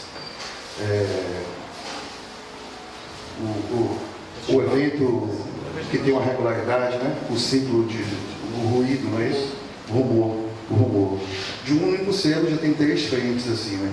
Aí você, vamos abrir mais esse espectro. O que é que tem mais no Estranhas Ocupações que chama a atenção? As edições físicas. Vamos pensar em formato, a gente está falando aqui de lançamento, de distribuição, né? Modos de produção, agenciamento do produto. As soluções que eles criaram, por exemplo, a gente se conheceu em 2016, já sacava ele pela internet e tal. Quando eu produzi o Peter Gotts, o Full Blast aqui, ele veio. Não sei como, acabou ficando lá em casa, não sei como assim. Aliás, eu sei. Tipo assim, a gente já é amigo, a gente já é uma rede antes da gente se encontrar, sabe? Aí quando eu chego em São Paulo também com a galera do Desmonta, que é o Luciano, que é o cara que representa o Lee Ranaldo aqui no Brasil, na América do Sul, é a mesma coisa. Quando eu vou pro Rio, Áudio Rebel, Quinta Van, sabe? Com o Pedro, com o Bernardo Oliveira, é a mesma coisa. Estou em casa, sabe? Tipo, essa rede já existe muito forte, pô. Saindo de Recife, a gente vai um pouquinho pro Rio. Só que eu vou falar um pouco das cenas que eu conheço mais, né? Salvador já é uma conversa mais longa, mas enfim, aí você vai pro Rio, tem a coisa, vamos falar do maior festival. Fala mais de Salvador, velho. Eu vou falar, vou chegar lá, mas a minha ideia sempre é quebrar a fronteira, já. A minha militância é essa. Minha ação é local, mas eu penso sempre pra fora, velho, sabe? Não quero me prender aos problemas daqui, assim. Senão eu já teria morrido, infartado, fazendo música experimental, né? Propondo uma coisa esteticamente mais arriscada, eu já teria morrido, ou de ressentimento, ou de fome mesmo, sabe? Então, a gente é uma geração de artistas que assumiu para si a tarefa de curador, de produtor, né? De educador, músico mesmo. E a gente está inserido no mercado, certo? A gente está num momento aqui que eu queria falar isso no encontro, né? É celebrar, cara, afirmar a potência desse encontro, assim, sabe? Esse encontro existe, é uma puta iniciativa, tem esse desdobramento, são várias camadas aqui, né? A gente tem mais 3 dias para conviver, mas poderia ter mais 3 semanas, é uma residência mesmo. Tem várias camadas, tem a questão da distribuição propriamente dita, com o trabalho do 2 Rio, né? Tem essa questão do que licença a gente vai usar, tem esse questionamento de quais as mídias que a gente usa para divulgar, tem essas questões todas. Mas pensando assim, eu só quero dar uma mapeada, assim, até para situar, não só a todos, né, que não estão diretamente assim, envolvidos no cenário nacional, mas tem Novas Frequências, que é um festival, acho que vai ter oitava, né? Sempre com a curadoria arriscada, assim, trazendo artistas de música exploratória do mundo todo. Aí você vai para São Paulo, tem um filme, né? Música estranha depois, já chegou depois, mas o filme, né? A galera lá do como é que chama? Do Ibrasotop, né? Também já tem, tipo, um tempão, né? Fazendo atividades, festivais internacionais. O ano passado, Otomo Yoshihide veio para cá, sabe? Vários nomes assim, de destaque assim, na cena internacional, mas é um nicho, né? Agora você vai, depende das revistas, né? Fat Magazine, né? Wired, tá todo mundo, são os nossos superstars que estão lá, tá correndo. Aí você tem o Bandcamp distribuindo, é uma economia bem alta. Esse papo de superstar também é muito perigoso. Não, superstar que eu falo assim, são pessoas que têm uma discografia que rodam todos os festivais da Europa, vêm para a América do Sul, sabe? Vivem disso, entendeu? Então, nesse sentido, existe um mercado que funciona de fato internacional, se for ver. O trabalho da gente é criar essa ponte de cada cidade, o seu, né, na minha visão, é criar essa ponte com o resto do mundo. Primeiro entre a gente vem falando há 2 anos. Como é que a gente vai criar o sistema, o circuito Nordeste, né, cara? Que é até uma coisa que você já fez lá atrás, né, com os festivais e tal. Eu lembro das listas do Mercadão, nos anos 90 e tal. Mas estamos num momento super forte, velho. Eu não sei falar de todas as cidades. Assim, eu fui para Porto Alegre, com outro trabalho, e encontrei com o Luciano Zanata e a Isabel, que tem a dupla Medula, lá, né? Não uma dupla, mas um coletivo, né? Um grupo de pesquisa e experimentação. Eles têm um espaço lá chamado Lugar, então existe um circuito com a BH, tem o Fabiano, sabe? Pimenta, tem a própria galera, uma parte da galera do Seminal, que sempre está por lá também, por BH. Marcos Carassati, existe uma cena no Brasil todo, existem festivais, existem publicações, a gente pode falar de uma revista que originalmente é acadêmica, mas assim, todo mundo meio que acessa aqui, que é a Linda, né? Que é a revista de música eletroacústica e tal, tem uma editora mulher, sabe? Então é um espaço aberto, a gente escreve textos, né? A galera que em dupla, né? O Zanata e a Isabel escreveu uma série de artigos sobre. Tem a pesquisa sobre, você vai pensar, o gênero na música experimental. Já tem toda a pesquisa, tese de doutorado, sabe? Tem um levantamento de todas as artistas. Então essa cena está muito viva. Mas se não chegou lá ainda, né, sabe, nos meios mais convencionais, assim, não é só por falta de articulação. Tem vários fatores também, né? Primeiro é esse que a gente fala, pô, foi no festival da Bananada, tem um line-up mais comestível, assim, aí tem o Negro Léo. O Negro Léo, para mim, é um super inventor, sabe? Um dos maiores compositores dessa última década. Esse é um disco que ele lançou em 2015, Minion Heroes, para mim é referência, assim. Tem o lado cancioneiro também, né? Músicas que a Ava grava, que a Yara renova, enfim, uma galera tá gravando, é um cara que vive da canção, normalmente, mas para mim é experimentalista do caramba. Eu sei que ele vai chocar muita gente. É esse trabalho que já vem feito. O encontro aqui existe, a proposição funciona porque já existe uma galera trabalhando há um tempão, sabe? Vamos pensar na Bahia agora, tem Duna, né? Para mim, nos últimos 3 anos, assim, as proposições mais instigantes assim, foram lá no Vila Velha, com Plataforma Largo, por exemplo. E, às vezes tinham 20 pessoas, né? Como coisas que eu também produzo, que às vezes não dá tanta gente, assim. Mas às vezes aquelas 20 pessoas, talvez tenham 8 delas aqui, sabe? Tipo, influencia, o cara monta um trabalho depois disso, o cara passa a ter uma relação com o audiovisual, vou inserir a visualidade no meu trabalho. Esse tipo de evento serve para essas coisas, né? Então a gente tem que parar com essa dicotomia de uma vez por todas. Essa coisa, parar não, quem sou eu, né? Como diz o Jean, eu não sou caga-regra, né? Mas assim, dicotomizar menos, sabe? O bom, o mal, né? Bem, mal, experimental, normal. Mas também a ética pode ser muito elástica. A ética não, jamais, né, velho? Lembra do nosso Spinoza. Eu estou falando nesse sentido aqui. Parar com essa distinção, assim, cada um existe na sua singularidade, né? Existe esse mercado, não é Tipo, esse mercado já é sucesso, sabe? De certo sentido. Pode não ter muitos recursos rolando ainda, mas já tem, né, cara? As residências já tem, sabe? Ibermúsica, eu também, no segundo ano agora de CNC, de dezembro, com apoio de fora, assim, sabe? Aqui não consegui ainda fazer essa articulação, mas já existe a conexão, existe um trabalho duro, sabe? E a galera vai falar já. Aí você fala da recepção, falando agora do selo, chega no Salvador. Aí, falar um pouco do nosso selo, né? Eu e Heitor. A gente tem 21 discos lançados, assim, com a galera de vários lugares e tal. Cada disco que a gente lança tipo, a gente aumenta a rede, né? De influência e tal. Em termos de recepção, né, da imprensa, teve muita... Pô, a gente pega a clipagem, assim, 90%... Eu acho que eu saí aqui na Bahia umas 3 vezes, sabe? Sobre os nossos lançamentos, assim. 90% de fora do país, sabe? Revista de Portugal, de fuder, assim, sabe? Como é o nome? Boy Space, né? As pessoas que pensam música mesmo e tal, escrevendo ali, sabe? Site irlandês, Swift, quantos outros, disco de Jorge, bom sucesso de crítica, assim. O trilogia, né? O primeiro exílio, não sabe? Umas porra da galera escrever, velho, que disco é esse? Um disco que a gente lançou, pô, 30 maluco vai curtir aí, né? A pesquisa, mais pop, um som mais aberto, mas a gente não tem esse controle, né? Bate lá pros caras, os caras escrevem as resenhas foda, sabe? Então acho que o problema não está muito com a gente, tá? Talvez com esse tempo, né?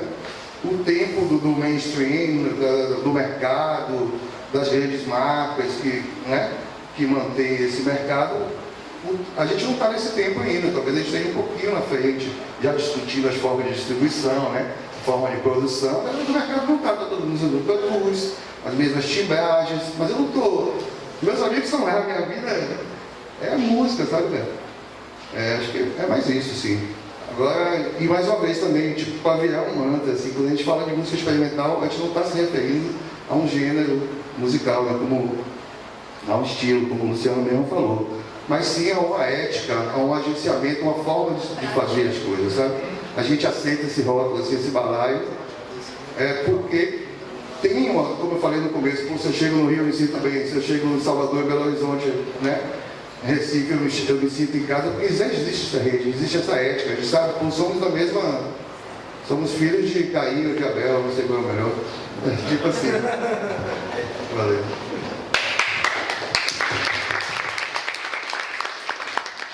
Eu, assim, em momento algum, eu quis dizer até que não existe essa rede, que não existe essa conexão entre vocês, eu acredito mesmo. E claramente aqui você vê isso em matéria, né? Você vê aqui. O que eu quis dizer que eu acho e o que você disse do público daqui tem a ver com a minha preocupação, na verdade, que eu acho que essa conexão além desse universo. Entendeu? Porque claro que sei lá, vou dizer, hoje não vai ser a mais popular. Eu não estou falando do mainstream, estou falando que eu acho que a gente está criando um mercado médio e que esse universo de vocês poderia se aproximar mais. É isso que eu sinto que não se aproxima. Não é, sei lá, as TVs, as rádios populares tocar. Eu acho que eu sinto, pelo menos eu aqui no meu canto, eu sinto que dá para se aproximar mais. Assim. Eu infelizmente não consigo dar conta de tudo que eu queria falar, por exemplo, de selo, de todos os vídeos, eu me sinto assim, devedor, mas você sabe como é meu trabalho isolado há 20 anos fazendo uma coisa sozinho, que também, eu tenho um amigo meu músico que fala assim, a dificuldade de ser músico, eu falo, velho, é muito parecido com a dificuldade de ser jornalista, e ser jornalista freelance e independente, porque assim, eu também não tenho, eu faço um site há 20 anos que eu mal ganho dinheiro, então é muito parecido com a coisa da artista, né, que faz um selo, que faz um disco, encarar, vou fazer porque é isso que eu sei fazer. É isso que eu quero contribuir. Mas eu acho que dá para ter aproximações maiores. Não comigo exatamente, mas eu acho que diálogos mesmo. Como eu acho que você consegue conhecer, como você falou. Conhecer não é exatamente isso, né? Mas você chega lá. Então eu acho que alguns ambientes dá para se aproximar mais. É isso que eu sinto, essas conexões. E não é só no universo de vocês. O que eu estou falando que a gente vai fazer lá no festival é porque eu sinto artistas, vamos falar artistas mais pop, digamos, música brasileira mais tradicional e tal, que reclamam da dificuldade de tocar em casa de show. Essa galera não entende a dificuldade da casa de show, não entende a dificuldade do festival, não entende, a casa de show tem que sustentar a gente, tem que pagar. Então, assim, tem várias dificuldades. Eu acho que essas conexões, esses diálogos vão contribuir para melhorar para todo mundo. Né? Porque a gente, no fundo, a gente está na mesma, seja experimental, seja eu jornalista, seja festival radioca, a gente está na mesma. Né? Acho que está uma coisa bem complicada, dependente, como eles falaram, de editais, de recursos públicos. O meu festival, eu digo que o festival é pop, eu acho que o festival radioca é pop. Mas se passar o dinheiro de prejuízo do bolso, entendeu? Então, assim, é uma realidade muito conhecida, não é muito distante. Mudou um pouco a escala, né? Talvez mude um pouco a escala. Isso. Fabrício Nobre, que faz o Bananada, que hoje é o top festival independente do Brasil, o maior, né? Ele teve um prejuízo absurdo no passado, de mais de 300 mil reais. Ele vendeu o carro, saiu da casa, foi morar com a mãe, ele e a mulher voltou a morar com a mãe. Porque tem uma realidade mesmo, difícil para todo mundo. E essa coisa de ser resistência está em todos nós. Claro que uns conseguem dialogar com o universo mais. O Bananada botou Pablo Vittar para tocar.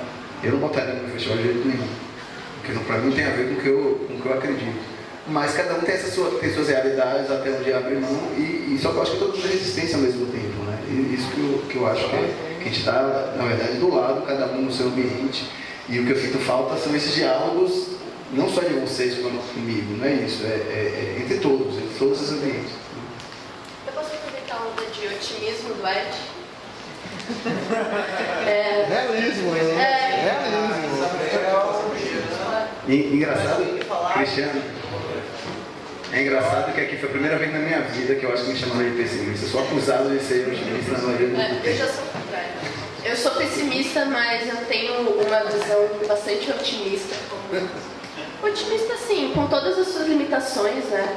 Mas como uma ex-novata, agora, porque já faz 5 anos que eu estou fazendo som, eu vi diante dos meus olhos uma cena que eu tenho muito orgulho de participar,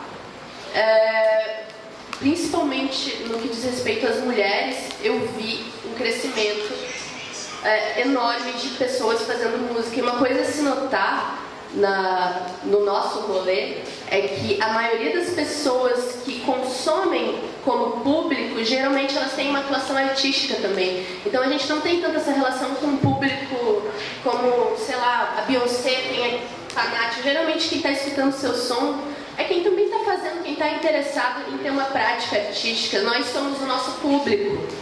É uma coisa que eu tenho notado, e isso dá uma particularidade bem precisa para porque é a música experimental, né? A gente ainda está colocando bandeira, ficando bandeira, né? E a urgência do tempo em que a gente está agora, a urgência do presente, está no olho do furacão. Eu acho que é muito importante. Eu acho que a gente precisa estar aqui no momento que a gente está aqui agora. E, bom, isso é o que eu tenho de mais otimista para falar nesse cenário todo. Isabel, eu queria entrar certinho no assunto. Pode ser? Depois você está escrita. É que eu acho que sua fala é muito boa, porque a gente está vivendo em São Paulo um momento que a cena subiu muito, chegou a ter 3 festivais acontecendo ao mesmo tempo, né, grandes, que inclusive um sugou a energia do outro, e de repente a cena acabou em semanas. De repente não tinha mais nada a fazer, a gente veio de um momento que tinha 3 coisas ao mesmo tempo, toda semana por um ano, e de repente agora não tem mais nada. Você fala, caralho, o que tem que fazer? Ah, tem lá o Hotel Bar, a mesma coisa que está rolando sempre, e o Brasil Top miou um pouquinho, o Fitacrep miou um pouquinho, e eu acho que o erro que a gente cometeu lá foi depender quase exclusivamente de edital e atacar um público mainstream. A gente focou nisso. Vamos fazer isso, vamos fazer a cena crescer. Aí veio no Guia Folha. Foi muito louco. Veio no Guia Folha um monte de coisa ali sobre a música experimental e tal, e na semana seguinte não teve nada. Então a reflexão que eu tenho feito nesses últimos tempos é qual é a origem dessas cenas do it yourself. A gente pensa lá free jazz, a gente pensa lá o punk, a gente pensa o hip hop. Os caras se autobancaram, nesse sentido que você falou. Era o cara que produzia, que ia lá na batalha de hip hop, o cara que produzia, que ia lá e bancava o disco do brother, na lista de e-mail. Só que a gente tentou fazer isso lá um pouquinho antes desse boom, vendendo camiseta, vendendo fita cassete, vendendo... E a galera não tá nessa onda de comprar, porque tá todo mundo no digital. Só que no digital você paga o Spotify. Então a gente saiu autogerenciamento, dependendo dos editais, e acabou virando uma fagulha, porque o edital, quando entra um cara diferente, ele desliga a chavinha e te fudeu, você está dependendo dele. Né? E eu estou sentindo aqui que vocês estão com muito mais acesso do que a gente lá para edital, como é do caralho essa energia, entendeu? Muito bom. Lá a gente está vendo assim, caralho, como que a gente consegue? Está todo mundo atacando o mainstream e a gente entre si não está se conectando. Então eu queria propor que a gente pense formas de economia criativa mesmo. Eu achei do caralho que esse edital veio na economia criativa. A gente precisa saber pensar como emular esse espírito dessas cenas do do it yourself do passado. Como emular isso na área digital? Porque ninguém mais tem toca-fita, então não vou vender fita. O CD é um formato miado. Vinil é um formato difícil e caro de produzir. Ninguém quer pagar R$60 em um vinil. Camiseta, eu acho uma coisa legal, assim, porque eu gosto de usar camiseta dos brothers e tal, acho que... Mas e aí, é só de camiseta que a gente vive? Não vive de camiseta. Então, como a gente resolve? Eu não tenho resposta, não venho aqui para trazer resposta. Eu venho para trazer a experiência da gente ir lá e propor como a gente resolve, como a gente emula esse espírito. Porque, no fundo, eu acho que é do caralho ter o edital, vamos lutar para isso, e isso é certo, acho que não tem debate aqui. Vamos lutar para manter edital. Né? Se tiver edital, beleza. O mainstream, se acessar a gente, que legal, mas eu não vou batalhar para ir lá. Eu acho que a gente tem que pensar em como juntar esses... Eu sinto, eu vivenciei lá em São Paulo o Beat Brasilis, que é uma rede da galera do hip hop, que eles se juntam e ficam fazendo beats juntos ali, trocando. No final do dia, alguém ganha um disco que ficou ali produzindo junto e a galera está criando uma cena, eles criaram já uma orquestra. É esse mesmo espírito do hip hop. A galera quando se junta, todo mundo toma breja, então um lugar recebe dinheiro por conta da breja, eles compram um disco no outro e tá virando. E eu acho que esse tipo de coisa que tá rolando aqui é isso, sabe? A gente estava ali em cima produzindo, todo mundo conhecendo o trabalho um do outro e criando uma cena que pode, de repente, alguém colocar lá a sua cena e falar: se você quer usar a minha cena e produzir uma música sua, beleza, me paga uma grana aqui, a gente faz uma troca. Não ter medo de falar de dinheiro também, a gente precisa disso, a gente tem que trocar, mas com espírito livre. Eu acho que é isso, vamos defender esse tipo de vida que o Luciano falou lindamente, vamos defender esse tipo de vida, mas vamos defender isso abertamente, vamos colocar as coisas, vamos tentar se financiar junto, para quando rolar edital, vocês chamaram todo mundo aqui, pagaram passagem, então aqui é isso, vamos ter essa generosidade, a palavra que a Alex usou, a pessoa generosa, vamos... Jean, desculpa. Manter esse espírito, né? Porque eu acho que é isso. Então eu queria agradecer muito esse espaço que vocês criaram e propor essa reflexão. Como a gente mantém esse espírito? O que é que a gente vai produzir? Como a gente vai produzir? Eu acho que essa é a questão. Só queria falar rapidinho. Eu estou adorando as falas, está muito bom. Só queria pontuar rapidamente. O Ed começou a citar festivais, coletivos, outras coisas que aconteceram. Eu acho que não poderia passar sem eu falar de um lugar que, para mim entender o que foi a cena experimental, que realmente me cativou. Foi um espaço muito especial que tinha no Rio de Janeiro, que é o Plano B. O Plano B realmente para mim foi um espaço de formação, e aqui a gente, estou super feliz de trazer o Marcelo Mendes da Franha Records, que para mim foi um selo, um coletivo que conseguiu juntar músicas muito loucas, muito bom. Era uma coisa muito esquisita mesmo, que realmente me abriu muito minha cabeça, assim. Então, estou muito feliz de ele estar aqui. E eu acho que a fala do Marino foi muito importante. É justamente isso que eu estava esperando, essa provocação, assim. E é uma coisa que eu tenho percebido, por exemplo, no universo da música digital, dos programas de fazer música, a gente vem acompanhando essa evolução do mundo da computação musical, e a coisa chegou num nível estratosférico, que tem programas tipo Ableton Live ou outras plataformas que oferecem uma solução completa que custa uma licença que custa $1.000, né? Que eu acho que ninguém aqui comprou, acho que todo mundo usa pirata. Quer dizer, eu já não uso, eu só uso After Effects já há muito tempo, mas e não só é caro, é pesado. Qual o programa? Ableton Live, Fruit Loops, essas coisas que entopem o computador que não funciona direito. E ficou desumano, né? Ficou assim, porque perdeu a graça aqui, né? Porque os nossos computadores estão cada vez mais rápidos e os programas são cada vez mais pesados e aquilo vira uma coisa insustentável, assim, e muito caro. O mesmo tempo. Eu tenho observado com muito cuidado uma cena de hackers da computação musical na Rússia. Uma galera muito interessante que orbitam muito ao redor de um projeto chamado Sunvox, que eu tenho adotado como uma das principais ferramentas que eu uso para fazer música. E o Alexander, que é o cara que é o principal desenvolvedor desse projeto, ele não lança mais disco, ele lança pequenos aplicativos, ele lança vários, cada um muito bons, muito criativos, assim, sabe? Que permite que você faça remix e componha suas músicas. Às vezes não são programas que fazem tudo, são coisas específicas, são instalações interativas, são discos instalações, que ele vende por R$10. Por R$5. E se criou um modelo ao redor disso. Eu acho que isso é uma cadeia produtiva que pode ser interessante, você dizer, é a resposta, mas é um jeito para... Porque você vê o Sunvox custa R$12, tem lá 100 mil downloads.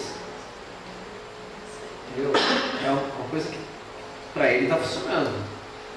É uma coisa que ele vem fazendo há 10 anos, ele vem fazendo. Cada update. Você paga uma vez a licença e você tem aquele software o resto da vida. E ele é software livre. Só que ele te cobra R$10 para você não ter o trabalho de compilar e ter que instalar 1 milhão de coisas e um trabalho de entender o processo de, no final, sair o instalador. Então, vamos continuar. O Bruno quer falar, a Isabel está inscrita já desde antes. Deixa ela falar um pouco. Aí depois o Bruno tem mais gente. Eu ia pegar na história de alternativas, né, média, mídia. E realmente que uma pessoa não tem que pagar, não é? A não ser ter um computador, como uma boa web, que é a história dos simuladores abertos. Eu já falei que algumas pessoas não conheciam, mas Open Simulator. E a coisa funciona em uma grelha. Portanto, basicamente são mundos virtuais de código aberto. Então é uma alternativa àquelas empresas iniciais como Second Life, né, de interatividade no mundo virtual. Por exemplo, eu trabalhei porque não se paga, não é? Aí a pessoa tem uma residência virtual, artística, não paga. E eu faço dança, não é? Não tinha acesso, uma altura que não estava com dinheiro, e não é, fazia a minha dança na minha sala, sei lá, teve um sítio, e aí estava a dançar por pessoas de outros lados do mundo e num espaço incrível lá no virtual, com o Avatar. Portanto, nesta história de expansão. E uma das coisas que eu conheci lá foi um grupo, não é, de músicos, que era o Avatar Orchestra Metaverse, que eles eram também de vários lados do mundo, então eles faziam cenas de produção musical, não é? Espacializada. Portanto, eu adorei, porque aquilo tinha também todo um vídeo, não é? O Jean também conhece um pouco já pessoal a investir nessas plataformas que não tem que pagar. Mesmo assim, o Second Life, por exemplo, a pessoa para pôr lá som, não é? O áudio, não é? Tem uma boa, até pode ter uma boa, se você tem bons microfones e que o som é incrível, lá mal está a viver DJ e no Second Life ainda, não é? O grupo que faço dinheiro com a história lá do DJ. Portanto, há essa, não é? E agora com os simuladores abertos, quer dizer, as pessoas podem fazer a sua grelha virtual. Portanto, a grelha permite a pessoa viajar, teleportar entre mundos virtuais, não é? Agora, eu vejo isto também uma coisa não isolada, não é só uma cena no virtual, que a pessoa pode, em vez de usar a cena do Skype ou para fazer, não é, coisas pela web, incluir esse aspecto do mundo virtual. Também pode integrar lá também o web stream dentro do mundo virtual. Mas a história de ser uma coisa de simulação de open source, não é? E a malta está a investir nisto, ou seja, as pessoas estão a sair desses mundos comerciais. há pessoas, não é, criar as suas grelhas, pode ser uma história aqui. Agora está mais voltada para o interdisciplinar, não é? Se é só som, também acontece, né? Está lá o DJ, está lá tipo, tá a pôr de música que ele envia, né, para lá, e é só malta a ouvir aquilo e os avatares lá a dançar, não sei se estão a dançar lá também nos seus quartos, não é? Eu me interesso pela interação, né, da pessoa conseguir, por exemplo, interagir com o avatar, não sou da dança, não é? Mas para mim o ideal é realmente ter uma coisa, uma experiências participativas também, e de trazer isso para o mundo físico, portanto, aí conjugar com os festivais, não é? Como aqui não é, que se está fazendo, a música é digital, mas aí o pessoal também corporaliza a coisa, não é? De algumas maneiras, vai lá fora, como a oficina da Isabel, não é? E então, pronto, é uma possibilidade que eu acho que é bastante, não é? Já que a pessoa está no digital, é virtual, e já é uma área de expansão, não é? E agora, portanto, como há uma área de expansão, por exemplo, a mim me convidaram com esta história das interfaces com o avatar, eu trabalho com animação, não é? Porque eles estão em desenvolvimento, não é? Por exemplo, a Universidade de Stanford está bastante envolvida nisso, portanto, há várias universidades do mundo e empresas ou associações em desenvolvimento com esta história. É uma via, portanto, não é? No digital, que eu acho que aí, como é open source, é como o GitHub já não é, não é? Já é não é? Microsoft. GitHub, não? A Microsoft comprou, mas ainda é código que está lá, está disponível. Você pode. O GitHub ele não é um software livre. O GitHub é uma plataforma. É uma plataforma web que usa um código livre, que é o Git, que é criado no Windows todo. O GitHub é um servidor que usa esse controle de versão do Git.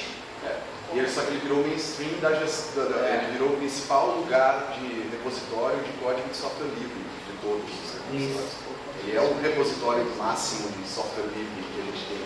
E ele foi comprado agora, a empresa que está gerindo o GitHub agora é a Microsoft. Antes era outra empresa. Então, tipo assim, já não existia esse paraíso antes. E nem desanda tudo agora. A comunidade de desenvolvedores está lá e a gente vai ficar lá enquanto interessar. Se tiver algum cessamento, algum processo acontecer que atrapalhe o fluxo, o apoderamento das tecnologias que estão lá, alguma coisa assim, aí a gente toma outra iniciativa, o que vai acontecer. Mas por enquanto o software segue todo lá. E com esta história do mundo virtual também dá para ter as pastas, dá para ter tudo. Tem aquilo, seja, as capacidades que nós já temos de Facebook, com essas plataformas, só que é 3D. E por isso não está tão desenvolvida pela Google ainda, porque ainda é bem pesada ainda para a tecnologia que existe. Senão já todos tínhamos avatares, digamos. Não é? E pronto, eu acho que é uma boa hipótese.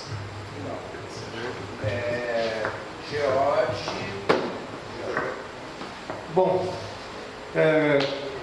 sou Jorge Christian, para quem não me conhece, eu gostei muito de ouvir as falas de vocês todos, apesar de eu ter chegado no meio da fala de Jean.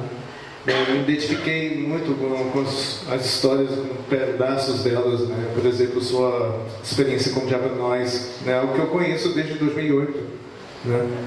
E é claro, eu me aventurei com essa ideia de trabalhar com música experimental de uma forma muito solitária, porque eu fiz esse trabalho meio que em resposta a uma insatisfação musical que eu senti em relação à própria cena musical daqui de Salvador. Umas bandas mais pro lado do cover e outras bandas limitadas a uma linguagem rock que nem sempre buscavam outras fronteiras musicais. E foi meio que me inspirando em artistas como Jendrik, por exemplo, ou Steve Moore, que fizeram seus selos absolutamente solitários e pesquisas musicais absolutamente solitárias que eu fiz a minha música. E eu percebi também que a internet foi realmente um modo de inserção no mundo, já que eu queria estabelecer mais contatos com pessoas que fizesse uma música mais diferenciada, né, no mundo, né? E tudo começou com MySpace, né? Então passei para outras plataformas, né? E até chegar a não sei quantos discos, né? Não sei quantos álbuns, né? E eu quero ressaltar uma coisa importante, né? Que o disco que realmente teve mais resposta por parte da imprensa foi justamente Exílios 1, que foi divulgado pelo Ed Braz, né? Pelo selo, né? E isso foi muito importante para mim, porque a partir do momento que eu conheci tanto o Ed Braz como o Heitor Dantas, né, e Orlando, eu percebi que eu não estava tão sozinho nessa, né?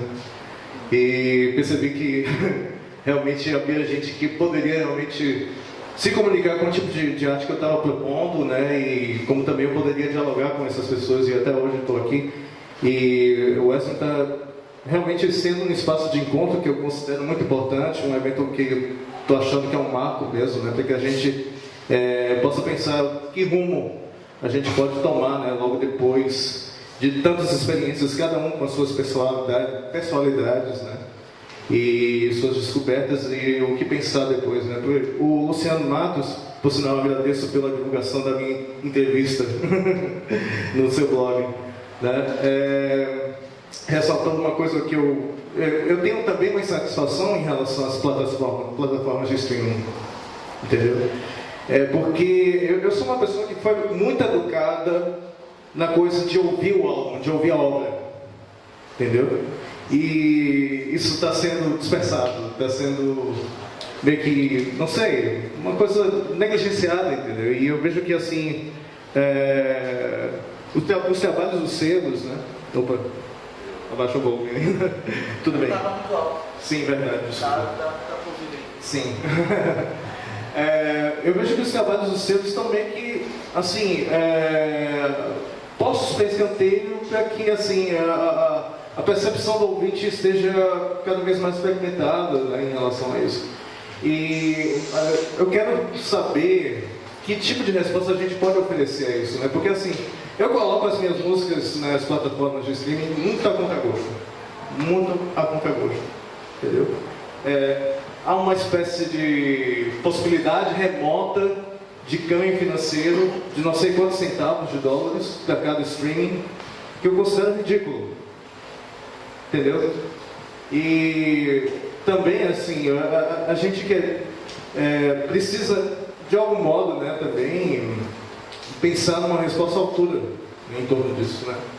Como o próprio Luciano disse, né, defender o nosso modo de vida, né, de alguma maneira, né? E, enfim, eu estou aqui para questionar e trazer minha experiência e também, de algum modo, poder ajudar, porque acho que a nossa existência, né, não pode continuar sozinha, né, diante das ameaças, né, fascistas, como bem o Jean diz, né? Acabam as ameaças fascistas que de fato existem, né? Até mesmo no nosso próprio consumo, né? Entendeu? É isso. A perspectiva de por que você lançar. Eu posso mais ou menos dizer pra minha. E já falei de mim, inclusive, que eu só lancei um disco solo até hoje, foi a Sativa Lante que lançou. E só lancei porque Jean ficou no meu pé nessa questão de, justamente, se a gente não mostrar, velho, se a gente não valorizar o trampo que você tá fazendo aí, velho, não adianta absolutamente nada ficar reclamando. Jean tem um trabalho brutal, são 50 e tantos discos lançados da Sativa Lante. Gente daqui, gente do mundo, gente da desgraça toda de eu quero lançar mais baiano, mais soteropolitano, porque eu queria falar aqui, eu tenho um cara que eu gosto bastante, que se chama Marcelo França, Nós Machine. É um dos selos mais. Se você quer música brutal, se você estilo pesado, vá lá no Ex-Valve Record. Ele é dos primórdios do noise no Brasil. Rashnoise, Rashnoise Wall, Ambiente, Grindcore, The Beat, esse estilo mais ruído branco, pesado. Então é um cara que ele não toca pra ninguém. Foi o Pimenta que conseguiu. Eu chamei ele para vir para cá, para esse encontro aqui. Fabiano foi o único que conseguiu fazer com que ele se apresentasse num vídeo de uma apresentação de 15 minutos. Nós Marcinho se apresentou de 25 anos que o cara tem de top. 25 não, 30 praticamente. 30 de produção. Ele só se apresentou uma vez. E quantos álbuns ele tem? Ele tem milhões de álbuns. Ele tem álbum com os caras do Incapacitantes. Tá? Ele tem tipo governante alfa, assim, contato com os caras, né? Só Massami aqui tá que não aceita ninguém, que nós está, tá ligado?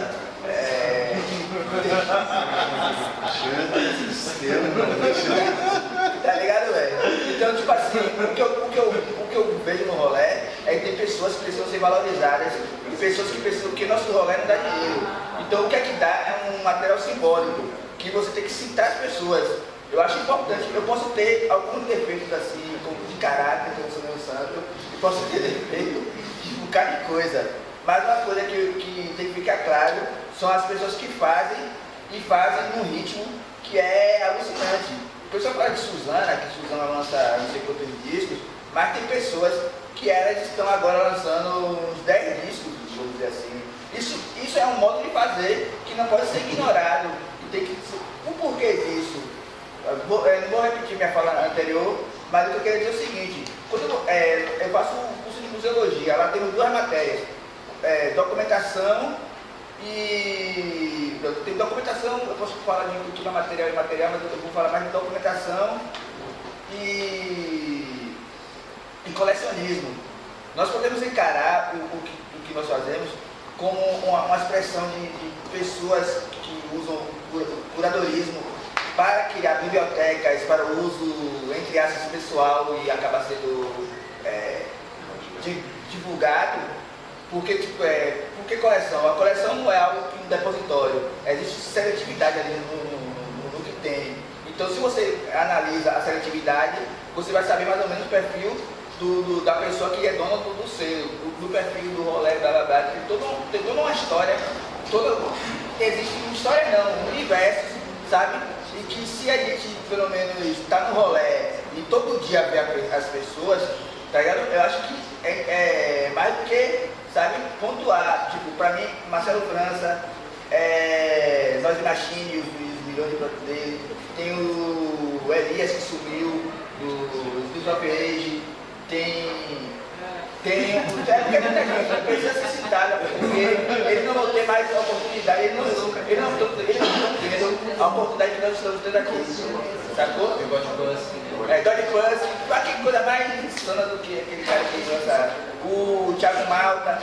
Então é uma série de pessoas, sabe, que elas não estão o Marcelo, o Thiago e o Jones, eles são intermediários entre, às vezes, dar um rolê com a galera mais nós estar, tá ligado? Nós somos nós de pé duro, tá ligado? E a gente fica meio que, o que a gente fica meio chateado não é querer aparecer, mas que nós não somos cachorros, não, sabe? Como o Scanzani lá do sabe? O Scanzani lá do Solavanco, sabe? Olha o Chiguaxinim. Então tem amigaço. Gente que não acaba mais e que, se tudo for organizado, acho que dá para todo mundo tocar e fã, mas se for organizado, podemos criar estruturas para que não só isso aconteça, mas como outras atividades. Porque, sei lá, para acabar aqui, todo mundo volta para a internet e é a mesma coisa. Eu preciso. Agora é que eu abri para outras intervenções, agora você quer falar uma parada, então, pragmaticamente a gente já tem o Esmeril, se a gente pode eventualmente, coletivamente, pensar em estratégias de financiamento colaborativo para bancar o futuro do desenvolvimento do Esmeril. Porque o futuro do desenvolvimento do Esmeril são muitas funcionalidades e coisas que eu já queria ter feito para agora e não deu tempo, e seguir expandindo, trabalhando em cima dele e tal. Isso precisa ser financiado. Eu não vou ter contato, eu preciso ganhar dinheiro para pagar minhas contas de todos os meses. É um trabalho de formiga diária, todo mundo mata leilão, sacola de novo.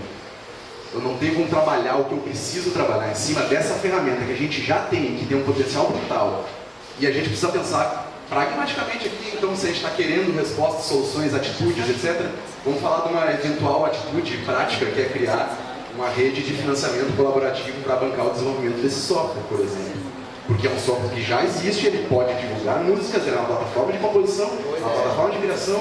Se me deu um estalo esses tempos, eu tinha que falar isso em algum momento do evento, antes que acabe. Porque a gente precisa pensar, se a gente está falando de se financiar, a gente tem uma possibilidade, tem uma ferramenta, está vendo, todo mundo está interessado, no mínimo, acreditando, gostou do rolê e tal. Então, tipo assim, a gente precisa agora fazer a parada seguir existindo, e essa não é mais uma responsabilidade minha. A minha responsabilidade foi trabalhar 6 meses para botar o negócio rodando, do jeito que está. Mas agora a responsabilidade de todo mundo, eventualmente, mesmo para mim, codar. Não, nem sequer pensando em outras pessoas, mas também pensando em outras pessoas. Mas enfim, a gente precisa bancar o bagulho. O ambiente, assim, de a gente trabalhar com o software que o pessoal está fazendo, que o Bruno teve essa concentração ali de fazer o software surgir, mas tem também vários desenvolvedores que também são músicos, que estão envolvidos. Eu acho que isso é uma super oportunidade de deixar essa questão de sustentabilidade acontecer, né? O trabalho que vai ser feito em design e está envolvido também com programação, essas coisas. E a gente estava conversando sobre softwares livres que foram usados, não só o próprio Esmeril, mas softwares livres que foram usados para compor algumas cenas, algumas possibilidades que existiam ali. É um cenário interessante, sabe? Eu não vou ficar também fazendo desenho, mapa de circuitos que eu tive acesso quando me tornei programador, valendo mesmo, vivo disso, sou professor disso. Eu toquei desde Pataxó, no sul da Bahia, até com o pessoal na Noruega, no Festival de Software Livre. Um software que eu fiz, que tem a ver com o software que está aqui. E cena de pessoa fazendo som com bactéria, pessoa fazendo performance com espermatozoide correndo, espermatozoide, strobo, epilético e, sei lá, um som às vezes uma canção, mas um cenário que se autossustentava e se autossustenta, e esse cenário faz parte do cenário mundial que eu tive algumas pessoas aqui, o Balbino foi embora aqui, eu conheci em 2005, no Fórum Social Mundial em Porto Alegre, um lugar que quem não estava lá viu aqui na Bahia também, em outro momento, pós toda aquela esperança que tinha no começo de 2005, que era um negócio assim, pessoas criando ferramentas para fazer streaming na internet, fazendo suas próprias web rádio, servidores que ainda estão no ar, né? Ainda fazendo streaming independente, daí a pessoa pergunta, não, pagar o Spotify, cara, você tem um espaço que você pode ter um IP e fornecer para as pessoas, você vai começar uma situação de pessoas que vai gerar uma economia.